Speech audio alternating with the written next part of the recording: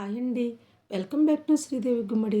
ఈరోజు నేను మన ఇంట్లో వేస్ట్ అని పడేసే వస్తువులతోటి బాత్రూమ్ టైల్స్ని ఎలా తెల్లగా దగదగా మెరిసేలా చేసుకోవచ్చో ఈ వీడియో ద్వారా చూపించబోతున్నాను. వీడియో నచ్చితే కనుక ఒక లైక్ ఇచ్చి నా ఛానల్ని సబ్స్క్రైబ్ చేసుకోండి. బాత్రూమ్ చూడండి ఎంత నల్లగా తయారైందో. మీకు చూపించాలనే ఉద్దేశంతో కొన్ని రోజుల నుండి రుద్దకుండా వదిలేసాను అనమాట. ఇప్పుడు ఈ బాత్రూమ్ పని పడదామే. ఇవిగోండి నిమ్మబద్దలు. కొన్ని రోజుల నుండి వాడిన బద్దలన్నిటినీ పడేయకుండా ఒక కవర్లో వేసి డీప్ ఫ్రిడ్జ్లో పెట్టాను. ఎప్పుడు కావాలంటే అప్పుడు వీటిని ఇడ్లీ పాత్రలో కానీ కుక్కర్లో కానీ నల్లగా అవ్వకుండా వేస్తూ ఉంటానన్నమాట. ఇప్పుడు ఈ నిమ్మబద్దలని బయటికి తీసాక 10 నిమిషాలు వదిలేస్తే ఐస్ కరిగిపోయి మామూలుగా అవుతాయండి. తర్వాత వీటిని మిక్సీ జార్లో వేసి ఇలా మెత్తగా పేస్ట్ చేసుకోవాలి.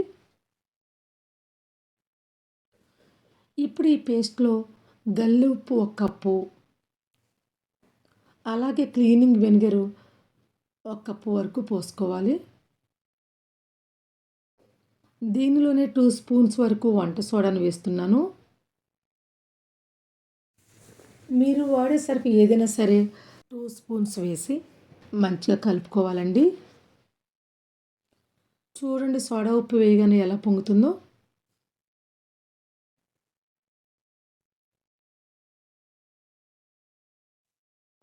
ఇప్పుడు ఈ పేస్ట్ని బాత్రూమ్కి అప్లై చేసి రుద్దుకుందాము.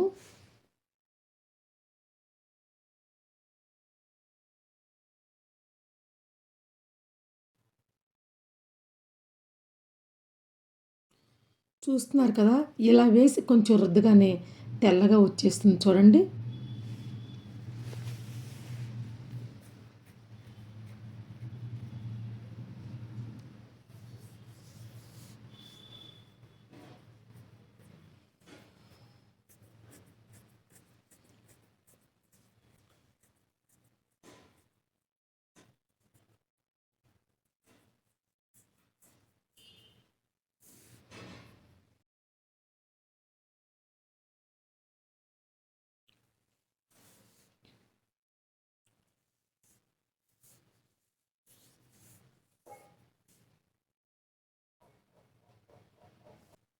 కింద ఉన్నటువంటి టైల్స్ రుద్దుకున్న తర్వాత వాల్ టైల్స్ని కూడా అలాగే రుద్దుకుందాము.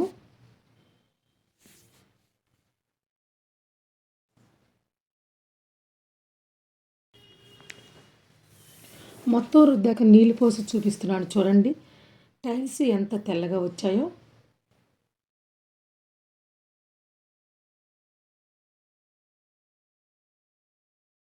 కొత్త వాటిని ఇలా దగదగా మెరిసిపోతున్నాయి కదా. అయితే రాళ్ళ మధ్యలో వైట్ సిమెంట్ పోయి నల్లగా కనిపిస్తుంది కదండి, అది మురికి కాదు, సిమెంట్ అనమాట.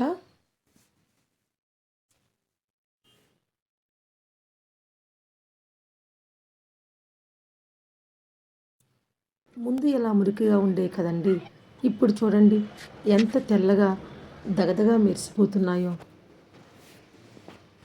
ఇలా నిమ్మబద్దలను వేస్ట్ చేయకుండా మనం బాత్రూమ్ని క్లీన్ చేయడానికి ఉపయోగించుకోవచ్చండి. ఈ వీడియో మీకు నచ్చితే కనుక ఒక లైక్ ఇచ్చి నా ఛానల్ని సబ్స్క్రైబ్ చేసుకోండి. Thanks for watching. Please like, share and subscribe.